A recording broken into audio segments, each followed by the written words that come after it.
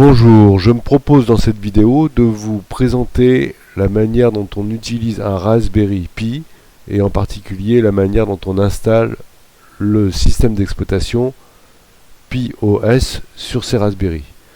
Je commence donc par faire une présentation synthétique de ce qu'est un Raspberry, et donc sur cette page on voit que le Raspberry est un nano-ordinateur, c'est-à-dire un ordinateur minuscule, nano étant la plus petite forme, monocarte parce que c'est la forme d'une carte de crédit, à processeur ARM, donc c'est un processeur 32 ou 64 bits qui est utilisé sur d'autres composants comme les téléphones par exemple, de la taille d'une carte de crédit conçue par des professeurs d'une université, etc.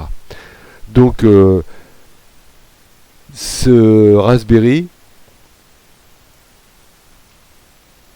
on le voit ici dans sa plus petite forme, qui est un Raspberry Pi 0W, W pour Wi-Fi, et on voit ici, donc c'est composé d'une sortie HDMI pour aller sur un écran, avec le son bien sûr, de deux micros USB, dont une qui sert à l'alimentation électrique, d'un lecteur de carte SD, de micro SD, donc sur lequel on peut mettre des cartes de 8, 16, 32, 64, peut-être même 128 gigaoctets, hein, et de tous les composants après spécifiques comme le Wi-Fi, la 512 mégas de RAM et le port GPIO.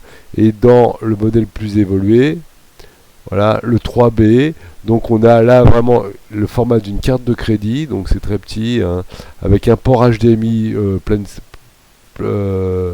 taille, 4 ports USB, là on n'en voit que deux mais ils sont l'un sur l'autre superposés, un processeur qui est plus rapide, 64 bits 4 cœurs avec 1 giga de mémoire ici, et pareil le Wi-Fi. Donc là en plus on a une broche ici pour éventuellement raccorder un écran tactile comme sur un téléphone, et ici des broches pour installer une caméra, et là il y a une sortie audio par une prise de jack.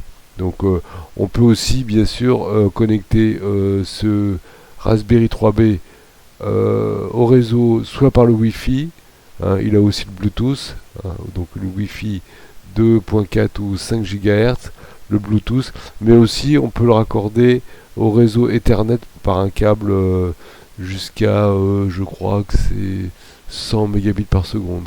Et donc le modèle plus évolué qui est aujourd'hui en cours, c'est le Pi 4, qui a la même forme à peu près, sauf qu'il a certaines particularités. Là pour le coup il a un processeur beaucoup plus rapide, on a des versions en 1, 2, 4 ou 8 Go de RAM. On peut donc y installer dessus des operating systems essentiellement basés sur Linux, qui sont relativement évolués, modernes. Donc pareil, et la grosse différence c'est qu'on a ici deux sorties micro HDMI qui permettent de gérer deux écrans en format 4K, hein, en format donc très haute définition, hein. Plus que le Full HD, c'est le 4K. Donc avec une alimentation de type C USB. Et donc pour information, on a aussi maintenant un Raspberry intégré dans un clavier carrément. On revoit ici donc le port Ethernet, les ports USB 3 et le 2. Oui, ce que j'avais oublié de dire, c'est que dans le Pi 4, c'est deux ports USB 3 et deux ports USB 2. Là, on a l'alimentation, on a les micros HDMI pour les sorties, la micro SD et le GPIO. Alors, une des particularités du Pi 3, du Pi 4 et du Pi 400, c'est que on n'est pas obligé de mettre l'operating system sur le micro SD. On peut la mettre carrément sur une clé USB, donc c'est beaucoup plus pratique et c'est beaucoup plus résistant, parce que les cartes micro SD, quand il y a une interruption de courant ou quand il y a une mauvaise manipulation, elles peuvent vite être altérées. Voilà, c'était une présentation rapide de ce qu'étaient les différents Raspberry, et maintenant nous allons voir comment récupérer et installer le operating system dessus.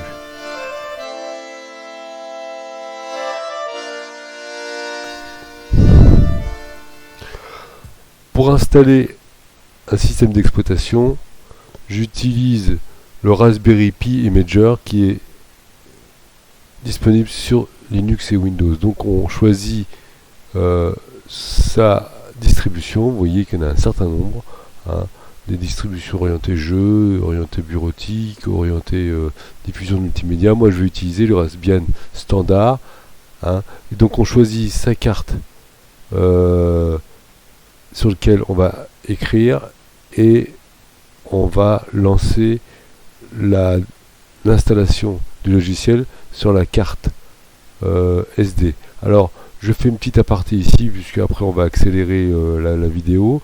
On peut à partir du Raspberry 3 installer le logiciel soit sur une carte SD soit sur une clé USB. La carte SD ici est utilisée, pour autant une clé USB est réputée beaucoup plus fiable et beaucoup plus rapide, surtout quand on l'utilise avec un Raspberry 4, Pi 4 et une clé USB 3. Donc j'accélère pour montrer la fin de l'installation du logiciel sur la carte.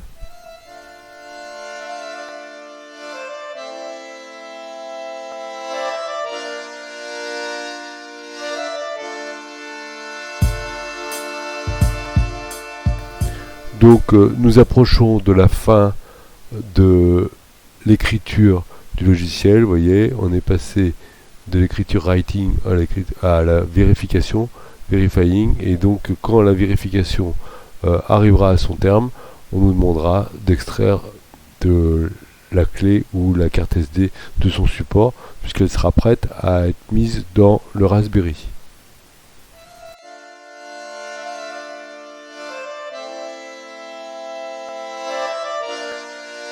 Donc, dès que nous branchons l'alimentation du Raspberry sur lequel on a installé soit la clé USB, soit la carte SD, on voit bien qu'il y a des informations de démarrage.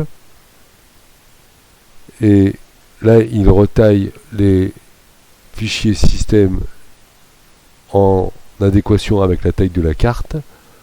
On fait un redémarrage standard. Et ici on a la mire et vous voyez bientôt apparaître le bureau qui est un bureau standard pour le logiciel Raspbian qui est en fait un Debian pour Raspberry.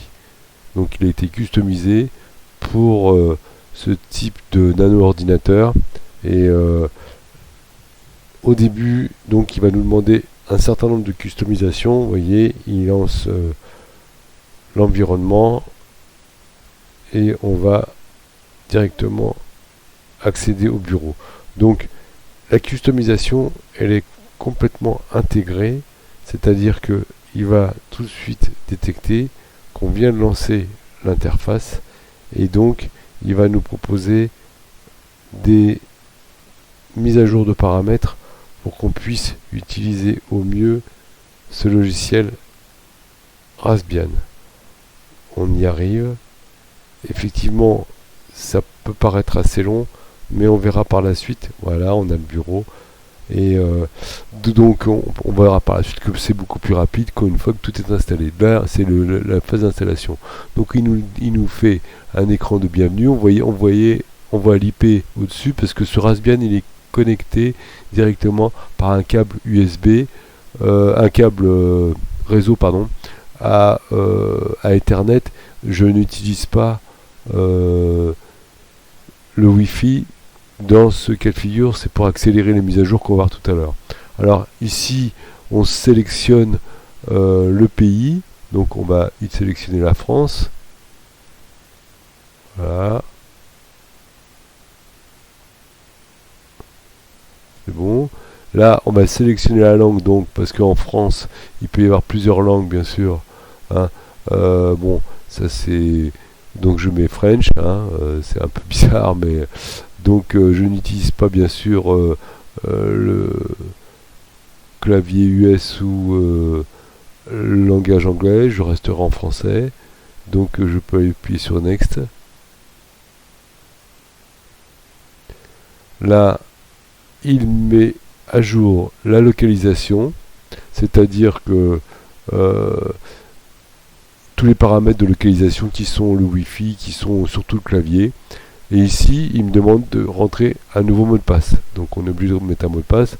Donc ici, je vais enlever le fait que le mot de passe soit caché. C'est juste pour vérifier qu'on est bien un clavier AZERTY. Hein. Parce que si on rentre un code et que invisible, puis qu'on n'a pas le bon clavier, donc vous voyez là, je tape, voilà, AZERTY. Donc c'est bon. Ça veut dire que mon clavier est bon. Donc là, je peux le cacher.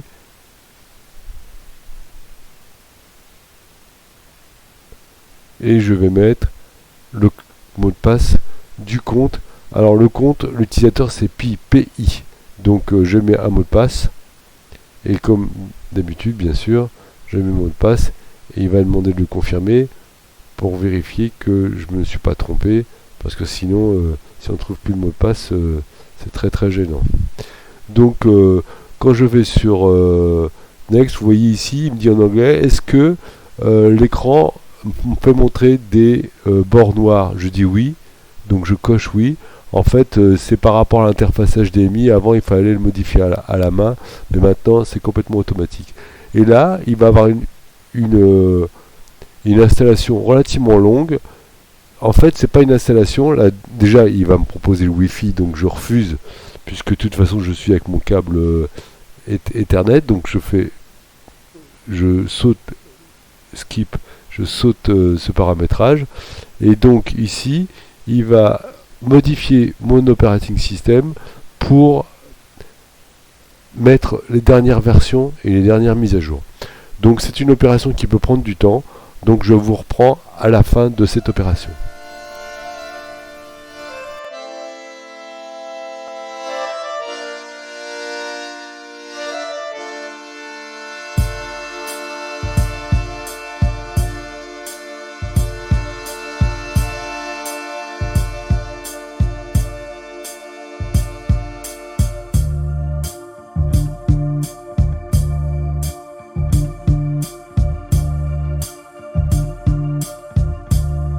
Donc je reprends la fin. Donc après avoir téléchargé toutes les mises à jour, Raspberry installe ces mises à jour et il me dit que mon système vient juste être up to date, c'est-à-dire qu'il est à jour. Donc je fais OK. Vous voyez, ça a pris exactement 8 minutes. Donc je demande de redémarrer mon Raspberry. Hein. Donc je fais restart et vous allez voir que dans mon restart, vous voyez en haut à gauche, c'est marqué Wastebasket pour dire que c'est une poubelle. Donc quand je fais un restart, il aura pris toutes mes informations de localisation, c'est-à-dire que il aura, vous voyez, il redémarre. Donc il aura pris en compte la langue et il aura francisé toutes les informations. Donc évidemment, quand on se connecte sur un Raspberry, on se connecte directement sur l'interface de bureau. Hein. On n'est pas obligé d'utiliser le mot de passe. On peut, voilà, vous voyez, c'est très très rapide. Et vous voyez qu'en haut, on voit, c'est marqué Corbeil. Donc on a bien été francisé. Et donc là, je vais l'arrêter. Hein, et donc je vais sur le menu ici. Vous voyez, je suis en français, déconnexion. Bon, tout n'est pas forcément très bien traduit. Vous voyez, par exemple, ici, shutdown, reboot, logout. Donc, si je fais un shutdown, voilà, je vais arrêter mon Raspberry. Et là, il est prêt à être utilisé dans une interface complète, bureau compris.